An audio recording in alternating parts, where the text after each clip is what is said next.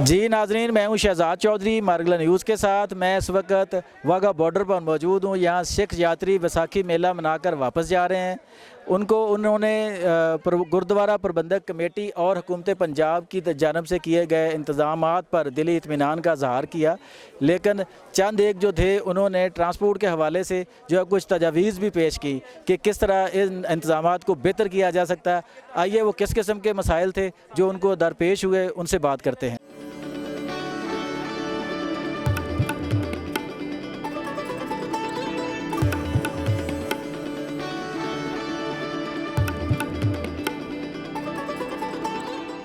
जी सरदार जी, की नाम तुहाडा? मेरा सुखविंदर सिंह जी कित्थों आए हो सर? ਅਸੀਂ ਤਹਿਸੀਲ ਬਟਾਲਾ ਡਿਸਟ੍ਰਿਕਟ ਗੁਰਦਾਸਪੁਰ। अच्छा, तो किवें लग्या सर इत्थे आके?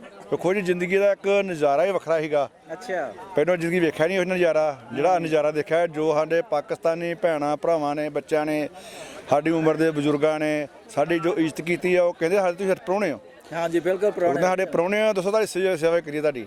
ਤੁਸੀਂ ਕੀ ਖਾਓਗੇ, ਕੀ ਪੀਓਗੇ, ਤੁਸੀਂ ਕਿਹੋ ਜਿਹਾ ਮਹਿਸੂਸ ਕਰਦੇ ਹੋ? ਅਸੀਂ ਤਾਂ ਤੁਸੀਂ ਲਹਿੰਦਾ ਪੰਜਾਬ, ਚੜ੍ਹਦਾ ਪੰਜਾਬ, ਅਸੀਂ ਭਾਈ ਹਾਂ, ਅਸੀਂ ਭਰਾ ਹਾਂ ਦੋਵੇਂ। जी सदिया तो एक पंजाब से जी। ਸਿੱਧੇ ਪੰਜਾਬ, ਸਹੀ ਗੱਲ। ਹੁਣ ਠੀਕ ਆ, ਵਿੱਚ ਵੰਡ ਪਈ ਆ, ਪਰ ਦਿਲ ਤਾਂ ਉਹੀ ਹੈ ਨਾ। हाँ, दिल तो वही रहना ਦਿਲ ਇੱਕੋ ਹੀ ਹੈਗੇ ਸਾਡੇ।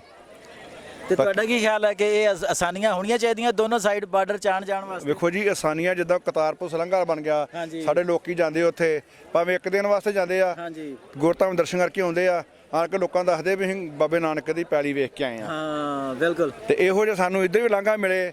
ਜੇ ਉਹ ਹੈਗਾ ਵਾ ਇੱਕ ਦਿਨ ਦਾ ਵਾ, ਉਹ 2 ਦਿਨ ਦਾ ਚਾਹੀਦਾ ਵਾ। ਇਹ ਕਰਤਾਰਪੁਰ ਸਾਹਿਬ ਦਾ ਉਹ ਅਗਰ 2 ਦਿਨ ਦਾ ਹੋਵੇ, ਉੱਥੇ ਉਹ ਕੋਈ ਯਾਤਰੂ ਰਾਤ ਰਹਿ ਕੇ ਆਵੇ, 2 ਟਾਈਮ ਪਾਠ ਸੁਣੇ, ਸਵੇਰ ਦਾ ਵੀ, ਸ਼ਾਮ ਦਾ ਵੀ, ਬਨੇਰ ਦਾ ਵੀ, ਤੇ ਫਿਰ ਉਹ ਸੱਲੀ ਦੇ ਮੈਂ ਬਾਬੇ ਨਾਨਕ ਘਰ ਗਿਆ ਹਾਂ, ਮੈਂ ਕੋਈ 24 ਘੰਟੇ ਬਿਤਾ ਕੇ ਆਇਆ ਉੱਥੇ। ਅੱਛਾ ਅੱਛਾ। ਉਹ ਭੱਜਾ ਜਾਂਦਾ, ਭੱਜਾ ਹੁੰਦਾ, ਉਹ ਗੱਲ ਨਹੀਂ ਬਣਦੀ। ਮੈਂ ਮੇਰੇ ਗੁਜਾਇਸ਼ ਹੈ ਭਾਈ ਸੰਸਕਾਰ ਹੈ, ਤੁਹਾਡੀ ਇਹ ਖਾਹਿਸ਼ ਹੈ ਕਿ ਕਮ ਸੇ ਕਮ ਉਹਨੂੰ 2 ਦਿਨ ਕੀਤਾ ਜਾਵੇ। 2 ਦਿਨ ਕੀਤਾ ਜਾਵੇ, ਉਹ 'ਚ ਦਰਸ਼ਨ ਖੁੱਲੇ ਹੁੰਦੇ ਆ ਤੇ ਪਿਆਰ ਵੱਧਦਾ ਹੈ। ਪਿਆਰ ਵੱਧਦਾ।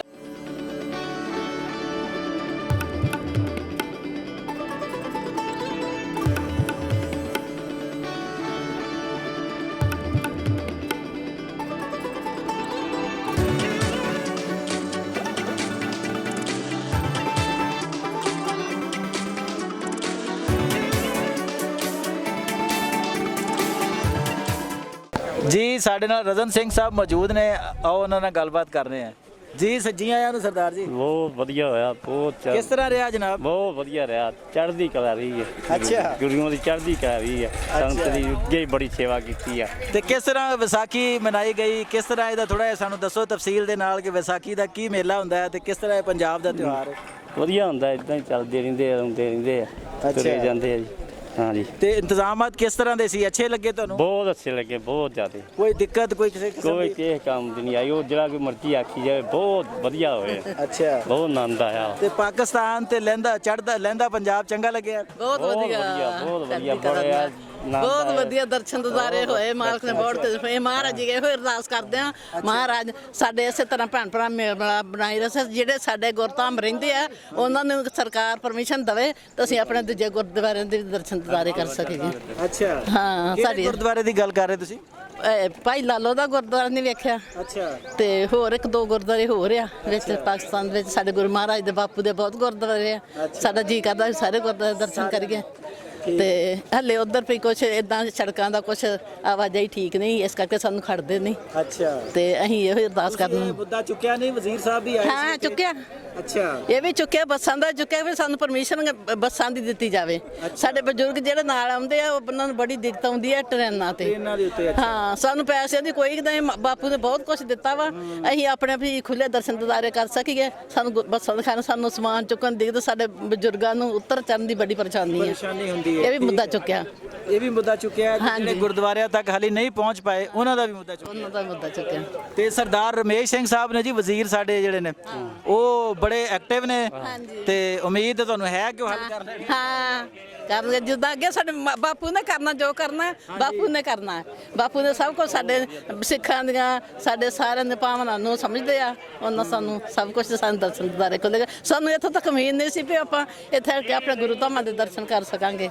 ਤੁਸੀਂ ਕਿਹੜਾ ਅੱਗੇ ਮੁੱਦਾ ਚੁੱਕਿਆ ਸੀਗਾ? ਜਿਵੇਂ ਭੈਣ ਜੀ ਨੇ ਕਿਹਾ ਕਿ ਟਰਾਂਸਪੋਰਟ ਦੇ ਮਸਾਇਲ ਨੇ ਉਹ ਕਿਸ ਤਰ੍ਹਾਂ ਹੱਲ ਹੋ ਸਕਦੇ ਨੇ ਟ੍ਰੇਨ ਦੇ ਬਜਾਏ? ਟ੍ਰੇਨ ਦੀ ਬਜਾਏ ਦੇਖੋ ਸਾਡੇ ਬਜ਼ੁਰਗ ਆਏ ਸੀ ਪਿਛਲੇ ਨਵੰਬਰ ਵਿੱਚ, ਉਹਨਾਂ ਨੇ ਸਾਨੂੰ ਦੱਸਿਆ ਕਿ ਅਸੀਂ ਜਿਹੜੀ ਬੱਸਾਂ ਸੀ ਜਿਹੜੀ ਇੱਥੋਂ ਹੀ ਅਲੋਟ ਹੋ ਗਿਆ ਸੀ ਬਾਗਾ ਬਾਰਡਰ ਤੋਂ, ਤੇ ਉਹੀਓ ਬੱਸਾਂ ਲਾਸਟ ਤੱਕ ਸਾਨੂੰ ਡ੍ਰੌਪ ਕੀਤਾ ਉਹਨਾਂ ਨੇ ਵਾਪਸ। ਤਾਂ ਸਾਨੂੰ ਉਹੀ ਜ਼ਿਆਦਾ ਬੈਟਰ ਲੱਗਿਆ ਕਿ ਜਿਹੜੀ ਬੱਸ ਸਾਨੂੰ ਪਹਿਲੇ ਦਿਨ ਚੱਕੇਗੀ, ਅਸੀਂ ਕਿਰਾਇਆ ਉਸ ਨੂੰ ਪਹਿਲੇ ਦਿਨ ਦੇਵਾਂਗੇ, ਉਹੀ ਲਾਸਟ ਦਿਨ ਤੱਕ ਸਾਡੇ ਨਾਲ ਰਹੇ। ਕਿਰਾਏ ਦਾ ਕੋਈ ਮਸਲਾ ਨਹੀਂ ਹੈ, ਮਤਲਬ ਕਿਰਾਇਆ ਤੁਸੀਂ ਲੈ ਲਓ ਚਾਹੇ ਫਾਲਤੂ ਲੈ ਲਓ, ਸਹੂਲੀਅਤ ਇੱਕੋ ਚੀਜ਼ 'ਚ ਮਿਲੇ। ਸਾਨੂੰ ਪਤਾ ਹੋਏ ਕਿ ਸਾਨੂੰ ਧੱਕਾ ਮੁੱਕੀ ਨਾ ਹੋਏ, ਸਾਡੇ ਅਨਾਉਂਸਮੈਂਟ ਹੁੰਦੀ ਕਿ ਸਾਡੀ ਬੱਸ ਲੱਗਣ ਵਾਲੀ ਹੈ, ਅਸੀਂ ਫਟਾਫਟ ਖੜੇ ਰਹਿੰਦੇ ਨੇ, ਬਹੁਤ ਪਰੇਸ਼ਾਨੀ ਹੁੰਦੀ ਹੈ। ਹਾਂਜੀ, ਬਜ਼ੁਰਗਾਂ ਵਾਸਤੇ ਚੜ੍ਹਨਾ ਉਤਰਨਾ ਵੀ ਮਸਲਾ ਬਹੁਤ ਮਸਲਾ ਹੈ ਜੀ, ਸਾਮਾਨ ਰੱਖਣਾ, ਸਾਮਾਨ ਜ਼ਿਆਦਾ ਦਿੱਕਤ ਹੈਗੀ ਜੀ। ਭਾਈ ਰੇਲਵੇ ਸਟੇਸ਼ਨ ਤੇ ਪਾਰ ਕਰਨਾ, ਪਟਰੀ ਪਾਰ ਕਰਨਾ ਬੜਾ ਔਖਾ ਕੰਮ ਸੀ ਉਹ। ਜੀ ਤੁਹਾਡਾ ਮੁੱਦਾ ਅਸੀਂ ਪੰਜਾਬ ਸਰਕਾਰ ਤੱਕ ਔਰ ਵਜ਼ੀਰ ਅਕਲੀਤੀ ਅਮੂਰ ਤੱਕ ਜ਼ਰੂਰ ਪਹੁੰਚਾਵਾਂਗੇ ਜੀ। ਧੰਨਵਾਦ। ਬਿਲਕੁਲ ਜੀ, ਵਾਹਿਗੁਰੂ ਜੀ ਕਾ ਖਾਲਸਾ, ਵਾਹਿਗੁਰੂ ਜੀ ਕੀ ਫਤਿਹ ਜੀ। ਖੈਰ ਹੋਵੇ। क्या मीडिया वाला, मैं तो मीडिया वाला ज़्यादा शुक्रगुजार हाँ, ਜਿਹੜੇ ਕਿ ਹਰ ਜਗ੍ਹਾ ਸਾਡਾ ਇੰਟਰਵਿਊ ਲੈਂਦੇ ਨੇ, ਸਾਨੂੰ ਦੱਸਦੇ ਨੇ, ਪੁੱਛਦੇ ਨੇ ਕਿ ਤੁਹਾਨੂੰ ਕੋਈ ਤਕਲੀਫ ਤਾਂ ਨਹੀਂ ਹੋਈ। ਮੀਡੀਆ ਵਾਲਿਆਂ ਦਾ ਬਹੁਤ ਬਹੁਤ ਕੋਈ ਦਿੱਕਤ ਨਹੀਂ ਹੋਈ ਕਿਸੇ ਕਿਸਮ ਦੀ? ਕੋਈ ਦਿੱਕਤ ਨਹੀਂ ਹੋਈ ਹੈ। ਮਾੜੀ ਮੋਟੀ ਹੁੰਦੀ ਹੈ ਸਫ਼ਰ ਦੇ ਵਿੱਚ, ਯਾਤਰਾ ਦੇ ਵਿੱਚ ਥੋੜੀ ਜਿਹੀ ਟਰਾਂਸਪੋਰਟ ਦੀ ਦਿੱਕਤ ਹੈ। ਅੱਛਾ ਜਿਹਦੇ ਕੋਈ ਨੰਬਰ ਸਿਸਟਮ ਨਹੀਂ ਹੈ, ਕੋਈ ਥੋੜਾ ਜਿਹਾ ਡਿਸਪਲਿਨ ਨਹੀਂ ਹੈ। ਅੱਛਾ ਡਿਸਪਲਿਨ ਬਣਾਉਣਾ ਚਾਹੀਦਾ ਹੈ, ਡਿਸਪਲਿਨ ਤੋਂ ਬਿਨਾਂ ਬਾਕੀ ਅਸੀਂ ਬੜੇ ਖੁਸ਼ ਹਾਂ।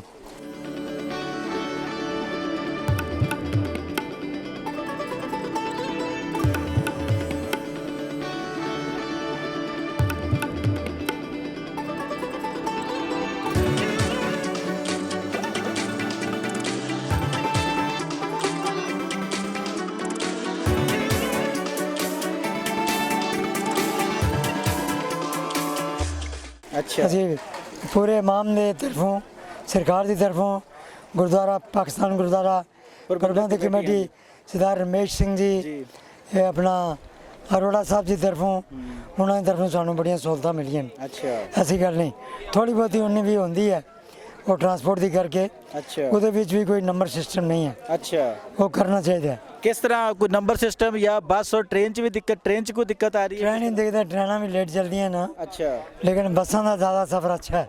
ਅੱਛਾ ਬੱਸਾਂ ਜਿਹੜੀਆਂ ਤੁਸੀਂ ਵੀਡੀਓ ਕੋਚ ਜਿਹੜੀਆਂ ਚਲਾਈਆਂ ਨੇ, ਬਹੁਤ ਅੱਛੀਆਂ ਨੇ। ਐਸਾ ਤਾਂ 에ਅਰਲਾਈਨਸ ਵੀ ਨਹੀਂ ਹੈ, ਅੱਛਾ 에ਅਰਲਾਈਨ ਨੂੰ ਵੀ ਫੇਲ ਕਰਦੀਆਂ ਨੇ, ਜਹਾਜ਼ ਵੀ ਫੇਲ ਹਨ ਪਾਕਿਸਤਾਨ ਦੀਆਂ ਬੱਸਾਂ ਦੇ ਅੱਗੇ, ਜਹਾਜ਼ ਵੀ ਫੇਲ ਹਨ। ਲੇਕਿਨ ਥੋੜਾ ਜਿਹਾ ਜਿਹੜਾ ਟਰਾਂਸਪੋਰਟਰ ਦਾ ਨੰਬਰ ਸਿਸਟਮ ਹੋਣਾ ਚਾਹੀਦਾ ਹੈ। ਦੂਆ ਨੰਬਰ ਜਿਹੜਾ ਇੱਥੇ ਜਿਹੜਾ ਅਸੀਂ ਸਟਾਪ ਲਗਾਉਂਦੇ ਹਾਂ ਵੀਜ਼ਾ ਇਮੀਗ੍ਰੇਸ਼ਨ, ਇੱਥੇ ਲਾਈਨ ਸਿਸਟਮ ਨਹੀਂ ਹੈ, ਬੰਦਾ ਬੰਦੇ ਤੇ ਚੜ ਜਾਂਦਾ।